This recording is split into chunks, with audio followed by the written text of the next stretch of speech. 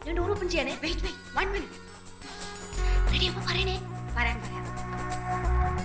ആ ready.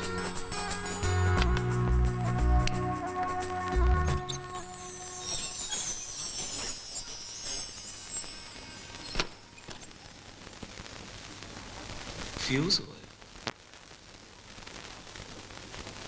Mummy mummy. Happy birthday to you. Happy birthday to U.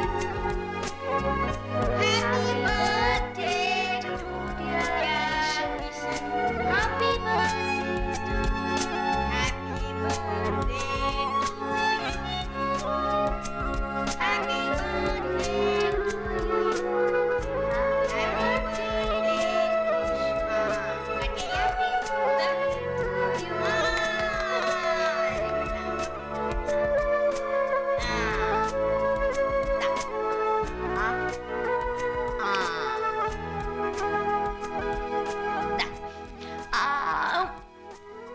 നോക്ക്. ഇന്ന് ഇവിടുന്ന് ഡിന്നർ കഴിച്ചില്ലെങ്കിൽ മമ്മി നിന്നോട് പണങ്ങും. ഓക്കെ? വാ, നിനക്കൊരു കാര്യം കാണിച്ചു തരാം. ആനന്ദു ഏൽപ്പിച്ചിട്ട് പോയതാ.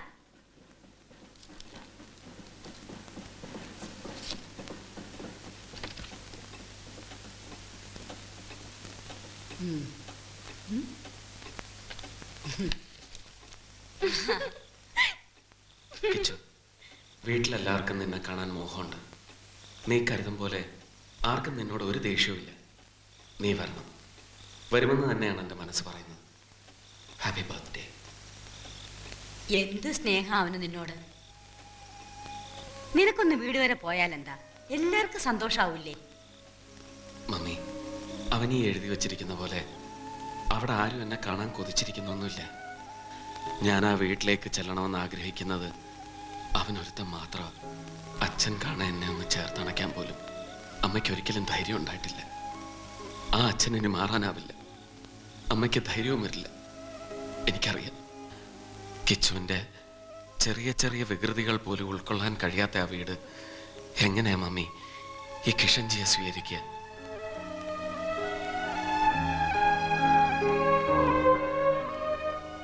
എനിക്കിനി ഇങ്ങനെയൊക്കെ ഒടുങ്ങിയ മാർഗമുള്ളൂ. അമ്മയുടെ സ്നേഹത്തോടെയുള്ള ഒരു തലോടൽ, അതൊരു കൊതിയായിട്ട് ഇപ്പോഴും.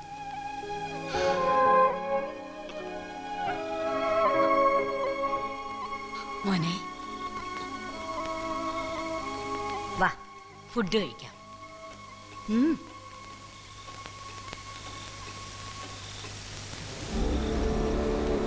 എന്തിനായിരിക്കും അവർ മെഹബൂബിനെ കൊന്നതെന്ന് മുഹമ്മദിന് ഊഹിക്കാൻ പറ്റുന്നുണ്ടോ? അതെങ്കിലും അറിയാൻ ശ്രമിച്ചില്ലെങ്കിൽ മെഹബൂബിനോട് കാണിക്കുന്ന നെറിയേടാവില്ലേ മുഹമ്മദ്? അത് അവനോട് മാത്രം പ്രത്യേകിച്ച് ശത്രുത ഉണ്ടാവാൻ ഈ അടുത്ത ദിവസങ്ങളിൽ എന്തെങ്കിലും അവരുടെ ഗാങ്ങിലുള്ള ആരെങ്കിലുമായിട്ട് മുഹമ്മദ് ഓർത്തു നോക്ക്. റെഡ്ഡിയുടെ ഗാങ്ങിലുള്ള ഒരാൾ നിക്കാഹ് കഴിക്കുന്നതുകൊണ്ടോ കുടുംബമാവുന്നതുകൊണ്ടോ ഗോവിന്ദ്ജിക്ക് എന്തെങ്കിലും വിരോധം ഉണ്ടാവേണ്ട കാര്യമില്ല. അഥവാ ആർക്കെങ്കിലും വിരോധം ഉണ്ടെങ്കിൽ അത് റെഡ്ഡിക്കായിരിക്കും. റെഡ്ഡിക്ക് വേണ്ടി ഗോവിന്ദ്ജിയുടെ ആൾക്കാർ ഇത് ചെയ്യണമെങ്കിൽ നിങ്ങൾക്കൊന്നും അറിയാത്ത എന്തോ ഒരു അണ്ടർസ്റ്റാൻഡിങ് അവർക്കിടയിലുണ്ടെന്നർത്ഥം. ചിലപ്പോ നമ്മൾ കരുതുന്ന പോലെ റെഡ്ഡിയും ഗോവിന്ദ്ജിയും ശത്രുക്കളായിക്കൊള്ളണമെന്നില്ല, അല്ലേ?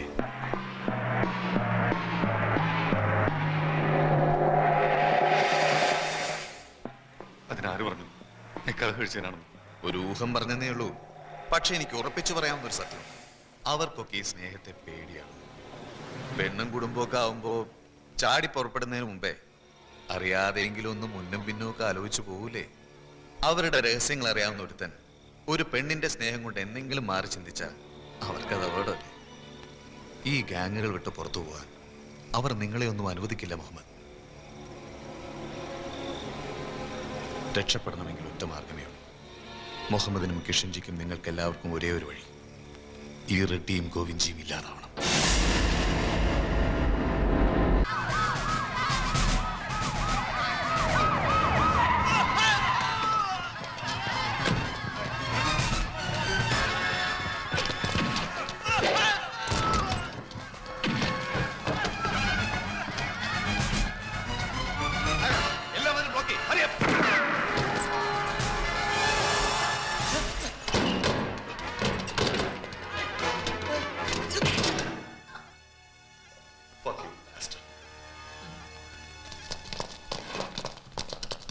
നേരെ സർ. ഒരു തുണ്ട് കടലാസ് പോലും ബാക്കി വെക്കരുത്. Okay sir.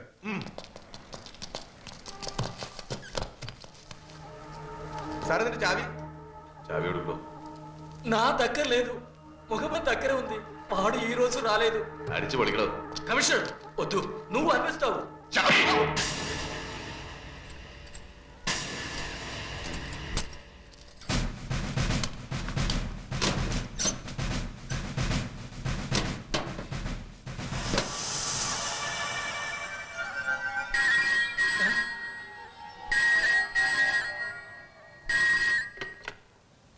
ഹലോ, ആ ഗോവിന്ദ്ജി അല്ലേ? നമസ്കാരം.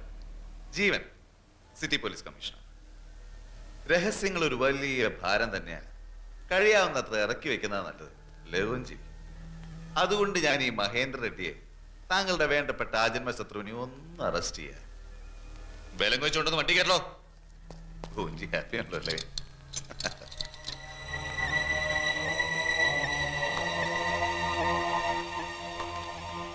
എന്താണാവോ?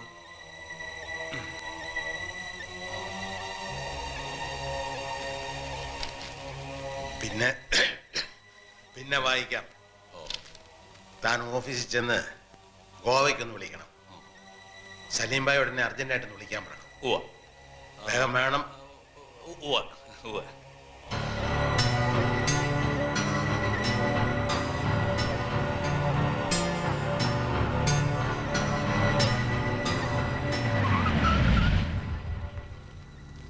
സ്വന്തം പടയാളികളെ കൗരവസേനയ്ക്ക് വിട്ടുകൊടുത്തിട്ട് പാണ്ഡവ പക്ഷത്തു നിന്ന് യുദ്ധം ചെയ്യേണ്ടി വന്നിട്ടുണ്ട് ഭഗവാൻ ശ്രീകൃഷ്ണന്.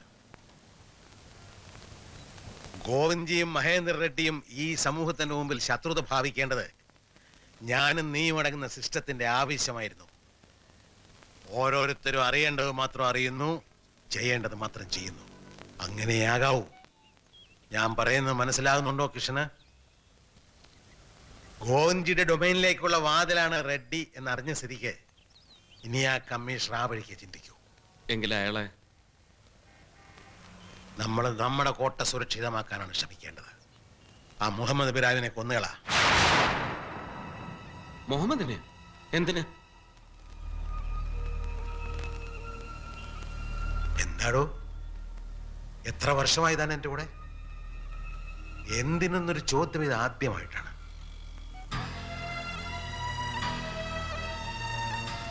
ബന്ധങ്ങൾ ഹൃദയം കൊണ്ടാവരുതെന്ന് ഞാൻ പറഞ്ഞിട്ടില്ലേ കൃഷ്ണൻ?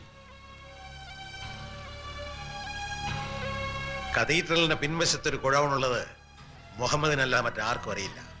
അവിടെ റെയ്ഡ് നടന്നിട്ടുണ്ട്. 17 വർഷമായിട്ട് റെഡ്ഡിയുടെ കൂടെയുള്ള മുഹമ്മദിന് അയാളെ ചതിക്കാമെങ്കിൽ എന്നെങ്കിലും ഒരിക്കൽ എന്റെ കൃഷ്ണൻ എന്നെയും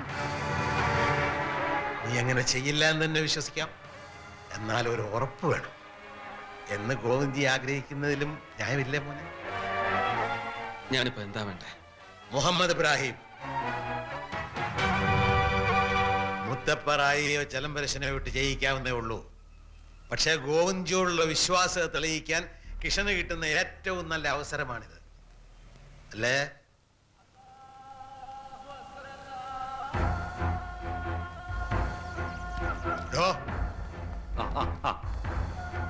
ആ ചെറുക്കന്റെ പേരെന്താന്നാ പറഞ്ഞ? പുഷ്പാങ്കതം പറഞ്ഞു. ആ ബംഗാളി ചെക്കൻ്റെ ആ. വിമൽ. വിമൽ റായ്.